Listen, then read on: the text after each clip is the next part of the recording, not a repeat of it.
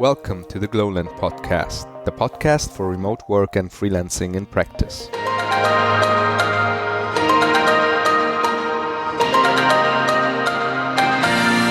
Welcome, Vicens, again to this episode of the Glolent podcast. Today we're talking about a very interesting subject for many freelancers and many small companies.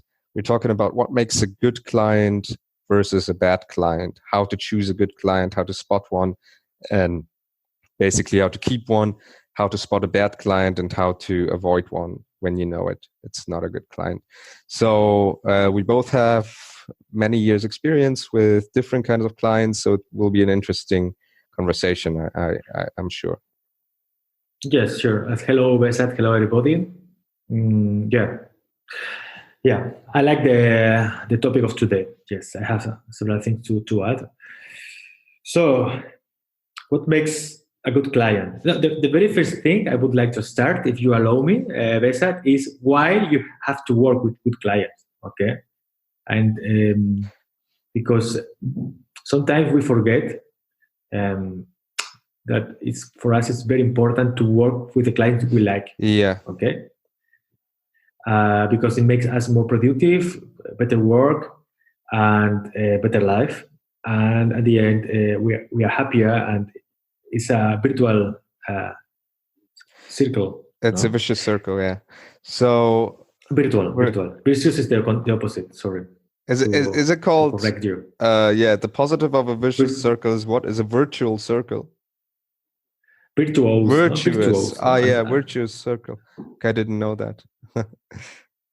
The vicious is the one you have to avoid. The virtuous is you have to go. That's good. That's or like a kind of little flywheel, something that fuels itself, basically. So, what does it mean, a good client? Is it individually different? I think it's something that everyone has to basically find for their own way of work and way of life. But what are the signs that you are working for a client that is basically a good client and giving you the opportunity to work very productively and happily? Like what is that for you? Yeah, well, I think that first of all, you have to understand yourself well and what you can offer and what you be happy offering. Okay. And then from this point, you find a good client, because maybe a good client for me could be a bad for you, or the opposite. Okay. So it's important. There are not 100% bad clients or good clients. It's depending what you can offer and what you are happy with. Yeah. Okay? And then if I talk for myself, a good client is there are the first, so the fundamentals is the trust. So he trusts me and I trust him. Okay, so the trust is the fundamental. That is very difficult to get, and you will with the time.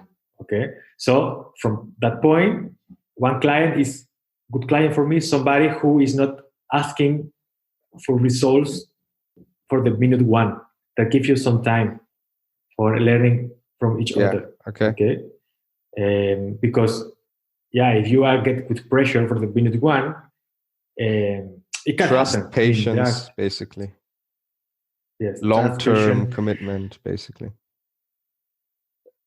Exactly, long-term commitment. Do a good client, because you know well their needs, because the needs of the client, there are a level of abstraction. Okay, maybe the client is asking you for doing a website. Yeah. Okay, but really he's not looking for a website. He's looking for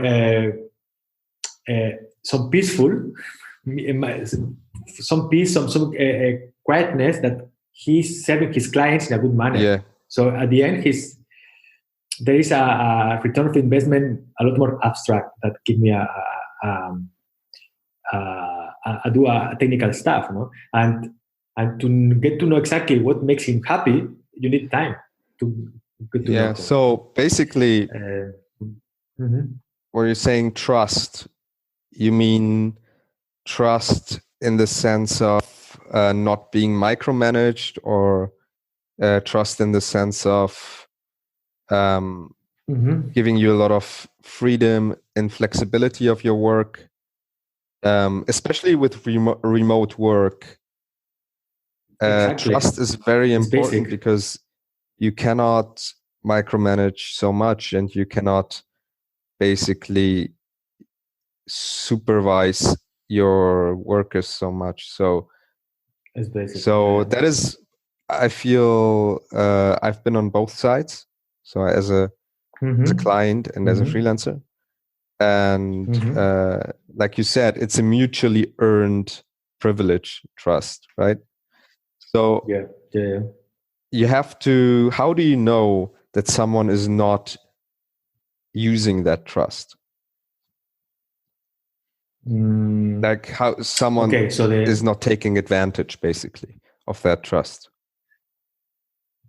Well, I think that when you have some experience, you know it, no? Because I mean, now I will. Thinking my clients about the image, I think I am giving to them. Yeah. Okay. So, for example, I try always to deliver something each week. Okay, whatever it is, so they have something that they can see. Okay, if I am doing a feature that is behind the curtain, something that is very important but is not visible, I try to explain that well. But nevertheless, always minor stuff, so they can see something. Because I mean, you are so far away from them, and even if they can trust you, trust, as I told you, is something that disappears quite easily. So you have some ways to show something. So you have to show results in a regular fashion, basically. Okay. Yes. I think something visible, or otherwise explain, or if you do something that is, again, a core or something that is not visible, do a presentation. Yes. To explain, to do some visibilize as well, to make it visible. Yeah, put some visibility on your work, basically. Yeah. Exactly. And for me, the trust of the client to me is when I have the feeling that they have no fear. Yes. Okay. Each time they say something, this is broken, or we have to fix that. I mean, whatever it happens, I am there to fix as soon as possible. Yeah, okay? But this is a very good point. Go on. It's a very good point. Yeah, I mean, the fear. You have to stress. I think it translates to stress. So a bad client will want to have everything immediately fixed if something's wrong, right? Some things need to be fixed quick, but I agree that there needs to be a good feeling for urgency. So what is urgent? What can actually wait? Because nothing is more stressful than if everything is marked as urgent, and you have to spend time and commit time to immediately to jump off from your current task and fix that and push it out, and then maybe you'd make mistakes and you have to go through the loop again and so on. So I think it's a good point to that a client needs to have a good feeling for urgency and a good balance, basically. And asynchronous communication needs to be, I think, present and needs to be practiced. So with all these chats like Slack and Skype and Telegram and whatever your client uses, I feel the danger is that it's a lot of synchronous communication. So you write something and you think you have to answer immediately, and if you don't answer immediately, there's this kind of urge in the air that you need to get back to them as soon as possible. I think it's better to use like an asynchronous tool like Clubhouse or like Trello or Jira, whatever, to prioritize tasks and then get to them in your time when you finish your task, when you basically finish the current priority, because it's so disruptive to mark everything as urgent and immediately. And Exactly. There have to be a prioritization of urgent or important. So for normal tasks, you use a ticketing tool like Clubhouse or whatever. Something that have to be fixed in short time is you have a Slack, okay, or something like that to communicate. And in the case that something is, you are in production and something is vital, so it's the life or death. If there's not a fix, you can even use the phone. Okay, so there would be these three, but you have to use them wise. Yes, exactly. Okay, that's the client. If the client is calling you every day, exactly. I agree. So I also believe in little micromanagement. If you have senior people, if you have people who know what they're doing and they're committed and they're basically productive, don't overmanage them. Give them chunks of tasks, give them tasks that they can solve, and with a good description and a good milestone, and then let them solve that task, and don't micromanage too much. Exactly. But at the end, you have the output, you have the result. If you give somebody 2 months to build something, after 2 months you have something. You should have the result. You can if you don't see anything, I always say that too. If you don't see anything from the freelancer or from the from the agency within a month, I think there's something wrong. Exactly. There are always exceptions, okay? But in a rule of thumb, I think in 6 weeks is enough time to deliver some MVP or something that you can see, and then there is the communication about, okay, you're happy with me, you need something else. So you know from the client which level of happiness of the expectations, because sometimes, and it's true, clients, they don't know exactly what they want. Yes, exactly. And that's normal, that's human, because what happens a lot is that you have a goal, and while trying to achieve that goal, you see the interdependency on other parts of the application, and so you have to change things all the time. So that is the normal process. It's never the case, or rarely the case, where you have a plan, have a goal for a bigger future, and the bigger the future, the bigger the risk, and you just can focus on it and just have no interdependencies, and it goes according to plan. That's so rare. Usually there is some adjustments to be made as well. Yeah, basically for me would be the most important stuff. Of course, I started with the most abstract, okay? Because if we go to the very basics of a good client, he has to pay you. Yes, exactly. It's always disputed, the kind of salaries nowadays, but the clients have to realize that, or I think they know, and good clients know that they're paying you for a skill that is, first of all, rare, and second of all, that you honed and learned within years of practice. That's something something fundamental to have a good pay. I think that makes most people also satisfied. If you have like an appropriate pay and a good pay, that's very important, I feel. Yeah. For me, again, trust, respect. Okay, because he respect your work. It's very important, and you respect the client. And the relationship have to be from one to one, in the meaning that the same level. You are not a slave that works for him. Okay. Exactly. And you have sometimes a call with somebody, and you have this feeling, okay, because he's calling you, he asks for something, you say, good, could you please write it down in an email just for having it, and then he doesn't send the email or something like that. Just things start back, because there has to be some I mean, you're asking me something, okay, I'll do it. I ask you for something, please do it.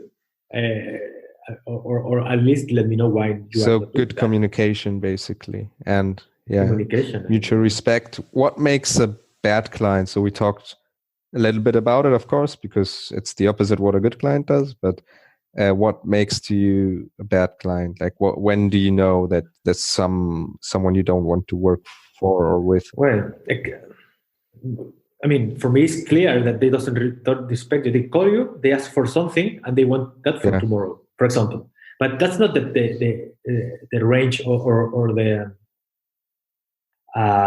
hurry on the deliver. It's not that. Is that the thing is that he in this moment he's showing you that he's not understanding and respecting your work. Yeah, that is true. Another thing. What do you think about basically what I see a lot, and I see a lot of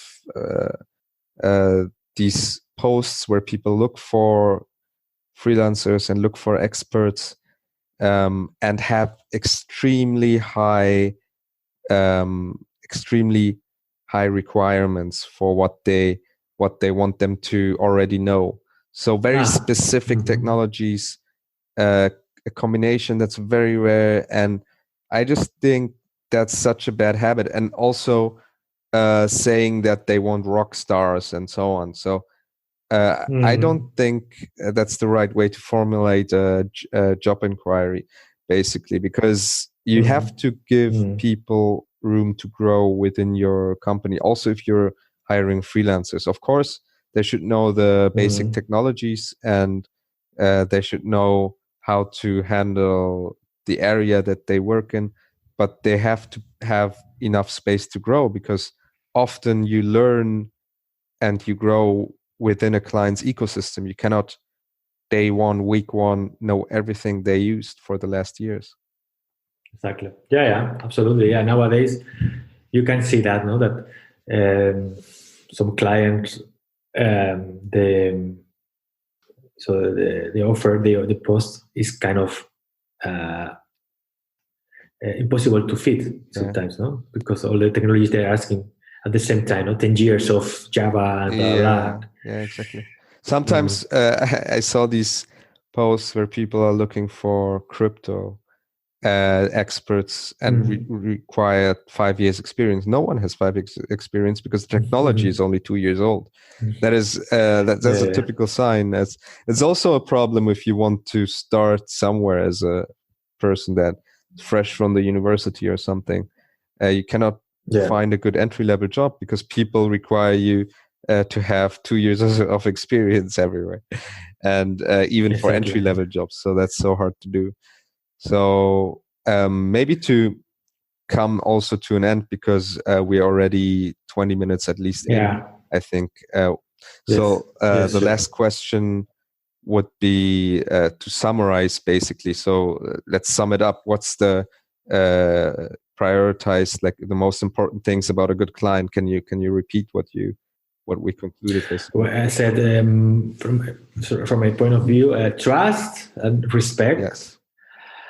That would be the basic stuff, and good communication. I think you have to. A salary makes a good client, yes, but at the end, I'm happy working for somebody with the other stuff if he long term, we said as well. Yes, long term. I think that's also, for me, it's also respect, trust, long term commitment, room to grow, communication, and salary. Basically, these things are very important. I don't even know which order. What's a bad client on the other side? Can you sum that up again? Well, would be the absence of some. The absence, of these, maybe more specific in the sense of, maybe 2 or 3 things that you that are common in bad clients that you realize quickly. Well, they pay late. They ask for things in advance for tomorrow, and so they don't respect you in your work. If you give reasons, they don't understand the reasons, and the communication fails because you need then the input for something and they are not there, and you have to guess something, and then you do the effort to guessing, and then sometimes it's wrong because it's like the relation is not one to one. So it's I'm the master and you're there's not a basically eye level equal understanding and respect for each other. Yes, what I realized also is that I think like the experience of the company and the maturity of the company plays a big role. So often you have companies under pressure, under financial pressure, under time pressure, that make bad clients, because that pressure always translates to the people, employees and freelancers, of course. So ideally, and I don't say that's easy to find, but ideally companies that are established, that have a strong standing in the business and a long-term security and long-term outlook are ideal, I would say. Because otherwise, if you look at some industries like the game industry, you end up having a lot of overtime and having a lot of pressure that translates to stress, that translates to bad work, that translates to loops and so on. So I would say in that case, Behsaad, depends. Okay. Depends. You never know. Maybe because you have a bank. A bank is very traditional industry, but working there is not. No, of course not. Yeah, it needs to be also a balance of an exciting project. I think that is true. But let's say a bank will, in most cases, not burn you out. Yeah, exactly. That respect you and your work, and they understand you have another life. You're not only working. It's like that. I mean, I'm thinking now in 26, for example, no, it's now quite popular here in Barcelona, because, and in Germany as well, because there's new banking and it's quite cool working there. They are copying a lot of stuff from Spotify and the kind of, so it's or this startup movement. Although that's not a startup anymore in 26 for a long time. It would be a good client to work. I mean. I think there are several freelancers working for N26. Yeah, of course. Right now. So it's an exemption. It's a bank. It's a good place for working, but other banks are not. And the startups, they're good startups. Maybe they respect you. Depends. Yeah, it always depends. I'm just saying, in my experience, companies that have basically a long-term outlook and have good standing, they are more pleasant to work with and for. And it doesn't mean that you don't work productively or hard. It just means that they can they can afford to invest in the surroundings of a good work environment, basically, and having patience and all these kind of things that we talked about. But of course, there are exceptions, and it needs to be exciting as well if you want to work on something that you're really passionate for. So thanks, Vicens. I think that was very interesting, and I hope the listeners can learn something and maybe get inspired and maybe can reflect. And thanks everyone for listening in, and see you next time for the next episode of the Glolent podcast. Thank you, Behsaad. Thank you, everybody. Thank you for listening to the Glolent podcast, the podcast for freelancing and remote work in practice.